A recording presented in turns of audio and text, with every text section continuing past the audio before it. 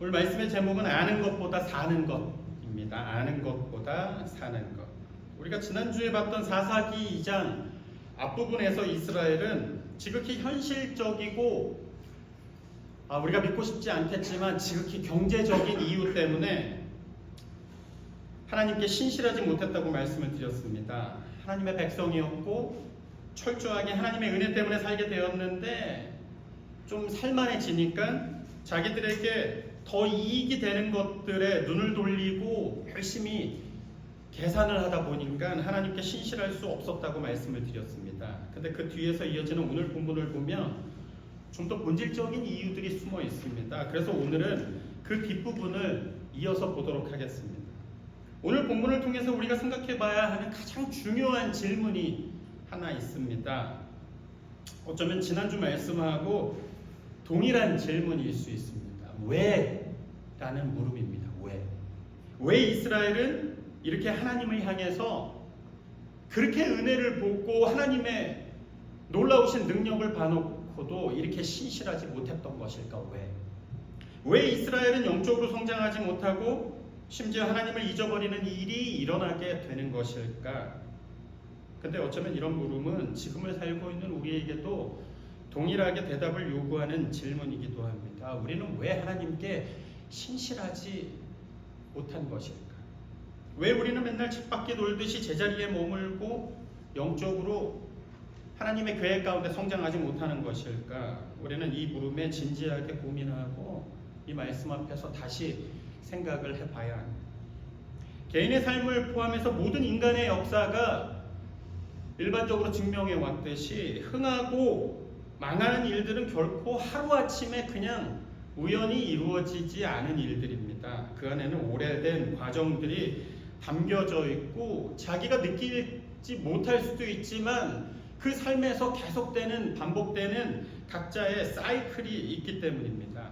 사사기를 읽어본 사람이라면 모두가 알고 있듯이 사사기 전체에서 읽으면서 또 이 말씀이 나오는가 싶을 정도로 계속해서 반복되는 죄악의 사이클이 이스라엘의 삶 속에서 쌓이고 쌓여서 무너지게 되는 것이고, 또 반대로 뭔가 흥하는 일들을 마주하는 자들에게는 그 삶을 통해서 반복되는 좋은 사이클이 결국 흥하게 만드는 결과로 나타나게 된다는, 어쩌면 우리가 모두 알고 있는 인생의 일반적인 법칙일 수 있습니다. 근데 오늘 말씀은 시작부터 불안합니다. 정말 믿기 어려운 말씀으로 오늘 본문이 시작하고 있습니다. 아니, 하나님을 알지 못하는 다른 이방 민족들도 아니고 이스라엘이라는 이스라엘, 심지어 나라 이름에 하나님의 이름이 들어가 있는 나라가 되었는데 그것도 엄청나게 많은 세월이 지나간 것도 아니고 그저 한 세대가 지나갔을 정도의 하나님을 모르는 백성이 되었다고 말씀하고 있습니다. 백성이 여호수아가 사는 날 동안과 여호수아 뒤에 생존한 장로들, 곧 여호와께서 이스라엘을 위하여 행하신 모든 큰 일을 본 자들이 사는 날 동안에 여호와를 섬겼다. 여호와를 듣고 경험했던 사람들이 사는 날 동안에 여호와를 섬겼더라. 다시 말하자면 그 다음에는 하나님을 섬기지 않았다라는 말씀입니다. 이스라엘이 하나님의 이름을 품고 있는 나라가 하나님을 모르는 나라가 되어버렸습니다. 어떻게 이스라엘은 하나님을 모르는 나라가 되었을까? 왜 이스라엘은 이 모양입니까? 왜 이렇게 이스라엘은 하나님께 신실하지 못했던 것일까? 지난주에 강조했었던 경제적이면서도 현실적인 이유보다 사실 더 본질적인 이유가 숨어 있습니다.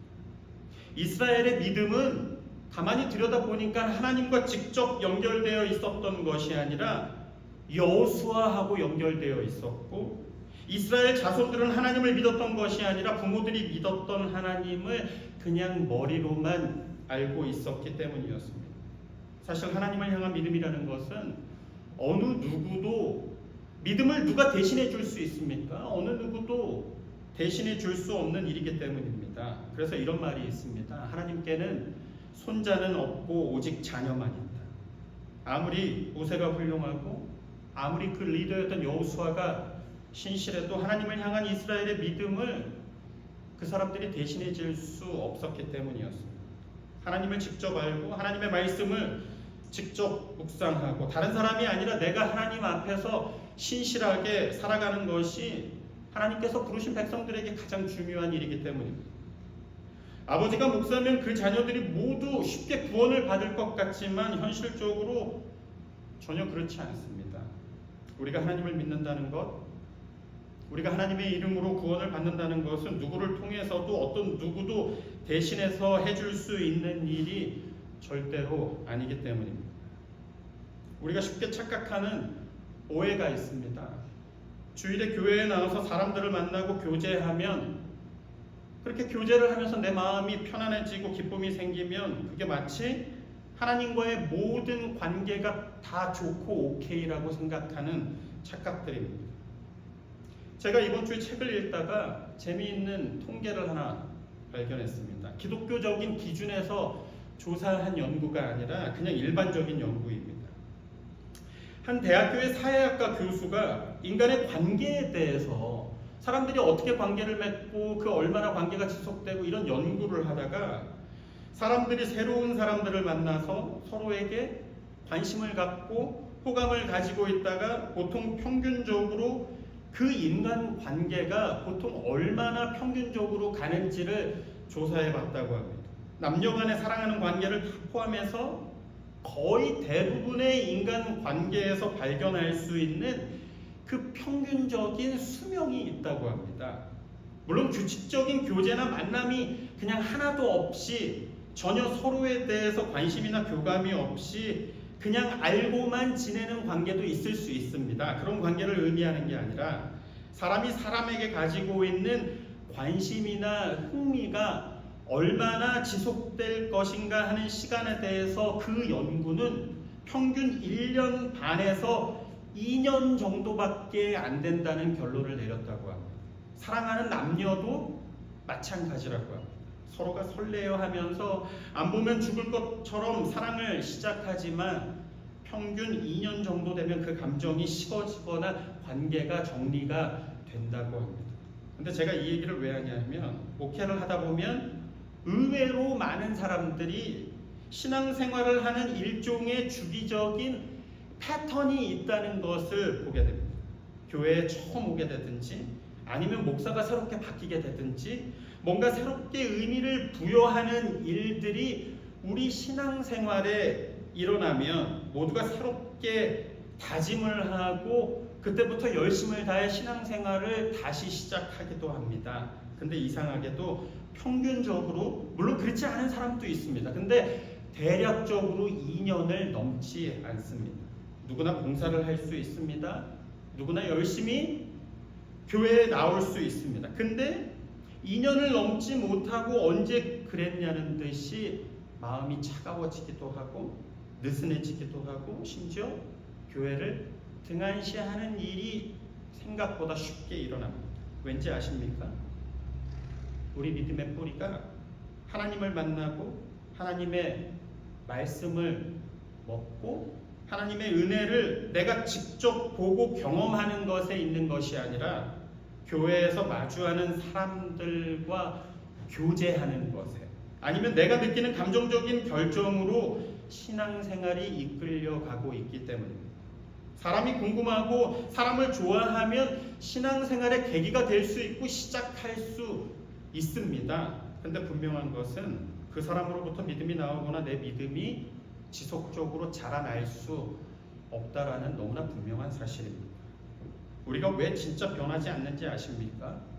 열심히 교회를 다니는 것도 같은데 나름대로 봉사도 하고 예배도 빠지지 않은 것 같은데 왜 나는 여전히 올라갔다가 내려갔다 업앤다운 하기를 반복하면서 결국 늘 제자리로 돌아가는 영적인 성장이 일어나지 않는 것일까? 죄악된 우리가 진짜 제대로 성장하는 신앙인이 되기 위해서는 우리 생명의 근원이 되시는 예수 그리스도와 깊은 교제가 이루어지고 있지 않기 때문입니다. 믿는 사람들하고 교제를 할 수도 있습니다. 너무나 당연히 거기에 기쁨을 얻을 수도 있습니다. 근데 우리가 착각하지 말아야 하는 것은 사람들로 인해서 얻는 기쁨을 마치 하나님과의 깊은 교제에서 누려야 하는 믿음의 뿌리처럼 생명의 능력인 것처럼 은혜처럼 착각해서는 안 된다는 말씀. 당연히 성도 간의 교제를 통해서 기쁨을 얻을 수 있습니다. 그 기쁨이 우리에게 당연히 위로가 되기도 합니다. 그게 잘못이라는 얘기가 아닙니다. 하지만 그럼에도 불구하고 하나님과의 교제를 통해서 우리가 생명을 얻고 진짜 하나님으로부터 오는 능력과 기쁨을 얻을 수 있어야 한다는 말씀입니다. 목사하고도 잘 지낼 수 있습니다. 그 목사가 마음에 들 수도 있고 그 목사의 설교가 마음에 들 수도 있습니다. 근데 우리가 생각을 잘해야 하는 것이 그렇다고 해서 내가 하나님과의 깊은 교제 가운데 살고 있는 것은 아닐 수도 있다라는 말씀. 제가 늘 강조해서 말씀을 드리듯이 주일에 선포되는 목사의 설교 하나로 절대로 우리의 모든 것이 변할 수도 없고 우리의 신앙이 성장하는 데 한계가 있다는 사실. 설교를 통해서 우리에게 주시는 하나님의 뜻을 알고 또 도전을 받지만 거기서 끝이 아니라 내가 직접 날마다 하나님의 말씀으로 하나님과 깊이 교제할 수 있어야 한다는 말씀. 이것도 필요하고 저것도 위로가 되는 것이 사실이지만 그렇다고 하나님과의 직접적인 교제와 사귐이 없다면 성장도 그 어떤 생명도 참된 기쁨도 이루기 어렵다는 너무나 당연하면서도 너무나 중요한 영적인 원리입니다. 그래서 요한복음 15장 말씀에 보면 주님께서는 우리가 잘 알고 있는 포도나무 비유를 통해서 너무나 분명한 말씀을 우리에게 알려주셨습니다. 내 안에 거하라. 누구 안에 거하라는 겁니까? 주님 안에 거하라는 겁니다. 나도 너희 안에 거하리라. 가지가 포도나무에 붙어있지 아니하면 스스로 열매를 맺을 수 없음 같이 너희도 내 안에 있지 아니하면 그러하리라. 나는 포도나무요 너희는 가지라. 그가 내 안에 내가 그 안에 거하면 사람이 열매를 많이 맺나니 나를 떠나서는 너희가 아무것도 할 수 없음이니라. 나를 떠나서는 너희가 아무것도 할 수 없음이니라. 그리고 진짜 중요한 말씀이 그 뒤에 한 번 더 나옵니다. 요한복음 15장 7절 말씀입니다.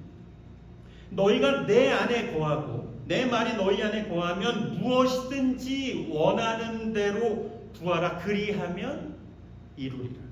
여기서 진짜 중요한 말씀은 무엇이든지 원하는 대로 다 이룰 수 있다는 말씀이 아니라 그 전에 나오는 말씀과 같이 너희가 내 안에 거하고 그리고 내 말이 너희 안에 있으면 하나님의 말씀이 목사의 입술에 목사의 머리에만 있는 게 아니라 여러분들 안에 그 삶 속에 그 머릿속에 하나님의 말씀이 임재해 계실 수 있다면 하나님께 손자가 없고 오직 자녀만 있다는 말과 같이 내가 직접 하나님의 말씀을 읽고 묵상하면서 그렇게 살아가지 않는다면 우리는 절대로 영적으로 자랄 수 없습니다.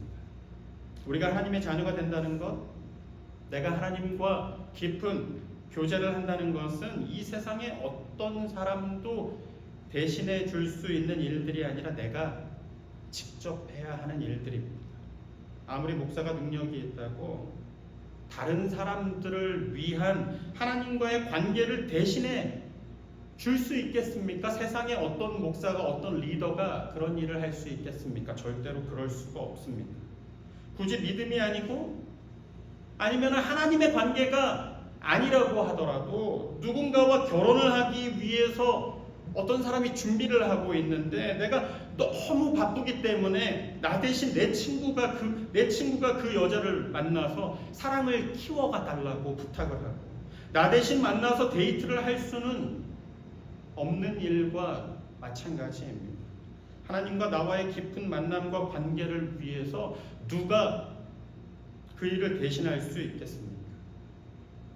요즘 현대 교회들이 너무나 잘못 생각하고 있는 부분이 그렇습니다. 신실하고 영역이 있는 목사가 마치 내 신앙을 위해서 모든 것을 다 해줄 수 있을 것처럼 기대하고 생각하는 게 가장 잘못된 생각들입니다.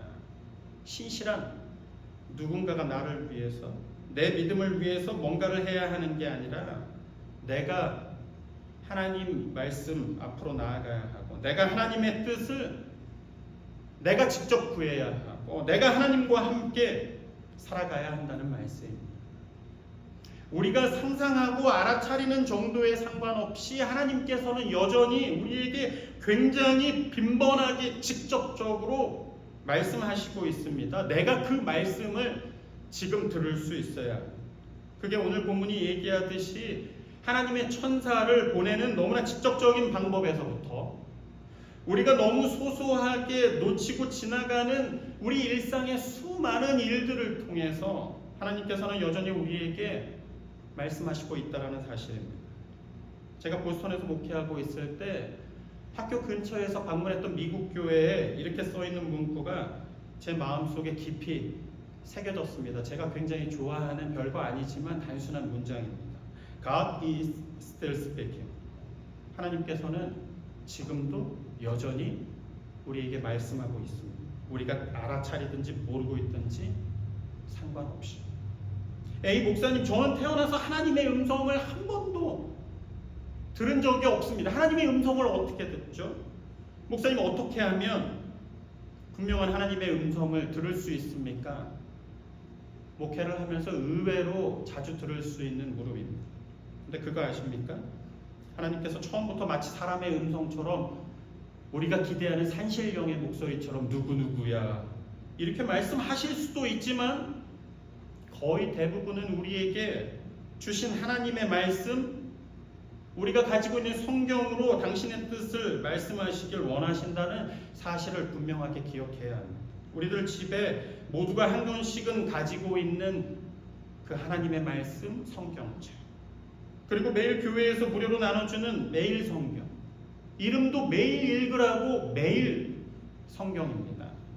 우리가 성실하게 성경을 읽고 또 매일 성경으로 말씀을 묵상할 때, 처음에는 죽어있고 딱딱하고 어색한 글씨로만, 아무런 의미도 없이 마치 죽어있는 글씨로만 다가올 수도 있지만, 우리가 성실하게 시간을 구별하고 내 마음을 갈망하는 마음으로 하나님께 구별해서 하루에 단 5분, 10분을 진짜 그 아무것도 아닌 시간을 하나님께 드려서 나아갈 때, 반드시 그 드라이하고 죽어있는 것 같은 글들 속에서 나를 향하신 구체적인 하나님의 음성을 반드시 듣게 될 것이라는 말씀입니다.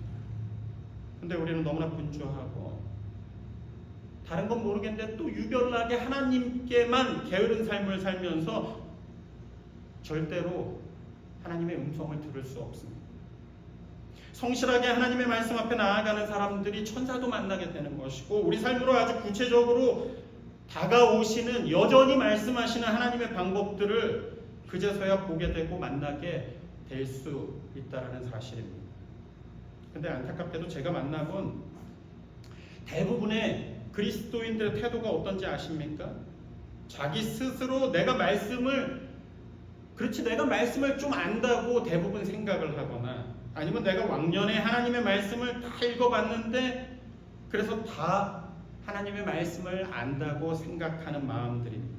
말씀을 대략적으로만 이해하려고 하는 태도입니다. 구약은 다 이스라엘의 역사적인 부분들, 복음서라고 하면 예수님이 이 땅에 사셨던 이야기이고, 하나도 틀린 말은 아니지만 문제는 말씀을 그냥 굳어있는 지식이나 누구나 정의할 수 있는 정보로만 생각하는 태도들입니다. 제가 목사임에도 불구하고 얘기를 좀 나눠보면 성경을 모르는 사람이, 그런 사람들을 만나기 정말 어렵습니다. 소시적에 다 읽어봤고 다 공부했고 안 해본 게 없다고 한참을 얘기하다 보면 오히려 목사인 저에게 자기가 알고 있는 성경을 가르치려고 하는 일들이 굉장히 빈번합니다. 아니, 솔직히 터놓고 얘기해서 저보다 성경을 많이 읽고 공부한 사람들 있습니까? 제 자랑을 조금만 해보자면, 한국 목사들 중에서도 제가 한국 신학대학에 있을 때 제가 있었던 그 학교에서 제가 완전히 성경이나 신학 공부로 일종의 평정을 했었습니다. 한국이나 여기 미국에서도 제가 돈을 내고 학교를 다녀본 적이 거의 없습니다. 근데 여러분들, 제가 그저 겸손해서 여러분들한테 성경으로 기 안 죽이고 잘난 척 안 하고 제가 그렇게 많이 공부하고 성경을 읽었는데도 너무 그냥 겸손해서 가만히 있는 줄 아십니까? 그렇지 않습니다. 성경은 아는 게 아니라 사는 것이기 때문에 아는 걸로 하면 제가 1등인 것 같은데 하나님의 말씀은 그런 게 아니라는 사실. 우리가 성실하게 말씀을 읽고 배워야 하지만 사실 그보다 훨씬 더 중요하고 우리가 관심을 둬야 하는 것은 그 말씀을 배우고 아는 것에서 끝나는 것이 아니라 지금 살아야 하기 때문입니다. 그래서 제가 여기 뒤에 붙여놓은 배너에도 이렇게 써 있지 않습니까? 말씀을 배우라가 아니라 말씀을 좀 읽으라가 아니라 말씀과 함께 살다입니다. 우리가 하나님의 말씀을 그냥 지적으로 이해하고 또 암기하고 그냥 그 말씀을 배우기만 한다면 뭐하러 수십 년 동안 똑같은 말씀을 교회에서 또 읽고 읽으십시오. 말씀을 매일 성경 통독을 하십시오라고 하겠습니까? 다 읽었고 다 배웠으면 이제 그 책은 떼고 그만 졸업해도 되지 않습니까? 근데 하나님의 말씀은 언제나 우리 삶에서 현재 진행형이기 때문에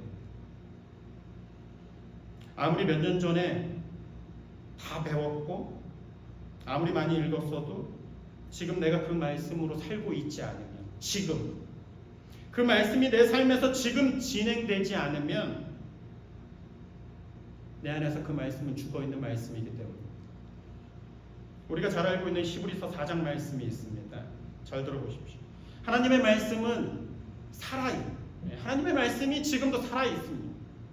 활력이 있어 좌우의 날선 어떤 검보다 예리하여 혼과 영과 및 관절과 골수를 찔러 쪼개기까지 하며 또 우리의 마음의 생각과 뜻을 판단하나니 지으신 것이 하나도 그 앞에 나타나지 않음이 없고 우리의 결산을 받으실 이의 눈앞에 만물이 벌거벗은 것 같이 드러나느니라.